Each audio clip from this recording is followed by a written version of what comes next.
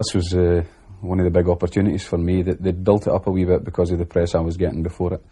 And I always was a Rangers supporter, so the press had picked this up as well, and this was going to be a big test for me. I remember going to Ibrox, and I mean, the sheer awe of the place was magnificent to go there, but to stand in the halfway line and you're number 11 waiting to take on John Gregg and people like that was a bit daunting, I can assure you. I always remember the first time, 30 seconds into the game, I got the ball out in the wing and I went towards John Gregg and I knocked the ball past him and he booted me right up in the air and I landed in the ground and I turned around to look at him expecting him to say something like, sorry, you know, I didn't mean that tackle. He turned around and said, if I get another chance I'll do it harder the next time. So that was me into the game, and I knew just what 90 minutes I was going to have after that. John Gregg was very tactically minded, as you saw in a lot of his European games. For some reason it wasn't a good 5 years for me under John Gregg. He was a magnificent captain for Rangers and a great player, but a lot of the times I was left out. This happens with players and managers. Some managers don't fancy certain players, and at that time I'd let my game slip a wee bit, really because I wasn't playing, he wasn't giving me a game. But it wasn't my happiest 5 years at that club at that time, you know. So I think it's fair to say that's the only thing I ever wanted to be. My mother used to say, try to get me to do more schoolwork, but I was wanting to play football every single moment of the day, and if I hadn't turned out a footballer, I don't think I could have done anything else. It was obviously a very big wrench to leave the Rangers. I've heard some unbelievable stories about people asking me, why did you leave, why did you do this, did you leave for this reason? I really left because I wanted still to play football. At my age I had maybe only 2-3 years left in the game. At that time Rangers were beginning to bring in people like Mark Walters, who's a fabulous player, and other big money players, and I realised that maybe in that season I would play maybe 8 to 10 games, you know, if the guys were injured, and I'm saying to myself, did I really want that? If I'm going to play for 2 or 3 more years, why not go somewhere where realistically I've got a better chance of playing every week as long as I do the business? And really that was the only decision for me. I hated leaving Rangers, but I wanted to go somewhere where I could keep playing. And when I went to Motherwell, they made me so welcome, and I enjoyed it right from the word go, and I've ended up playing another 3 or 4 years because of it. Yeah, this was a dream. I mean, when I left Rangers, obviously you think of winning cups. I mean, I'm 34, 35. You think that kind of door has been closed for you.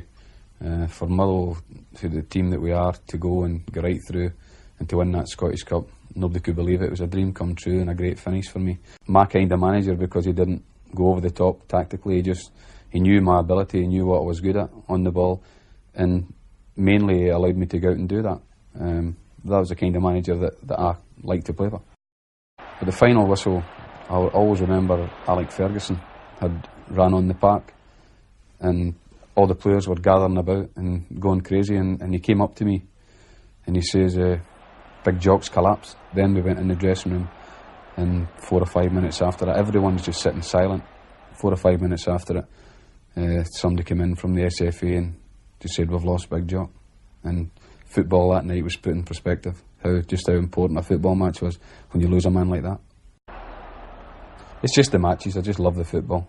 I've always disliked training. I've never hid that fact. I don't like going out every morning, pouring rain, training.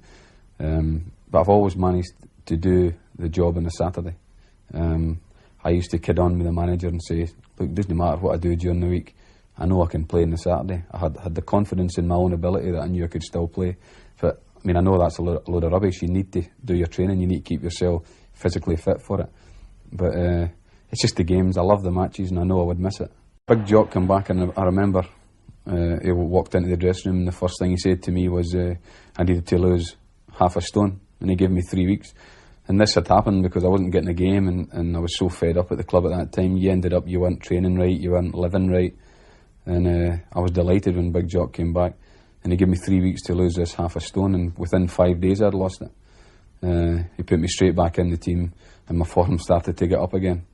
It'd given me a new lease of life to start to play again.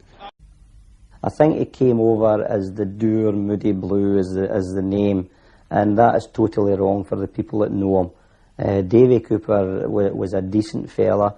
All it was, he didn't want to be exploited, and quite rightly so. And he's lived a long while by being intelligent, because for the way that Davie's handled himself. There's a lot of others who's get caught up in a web of people trying to manipulate them and turn them into something that they don't really want to be. So he's handled himself, in my opinion, far better than most in that department. As a man, the one thing about Davie Cooper, you put him out on a Saturday, you guaranteed 100%. And the thing about it is, give him the ball, things happen. Maybe at the end of the day, medals and caps, etc., could have been more frequent. But I think really the name that he has achieved in Scottish football and what he has done in Scottish football, everybody, whoever that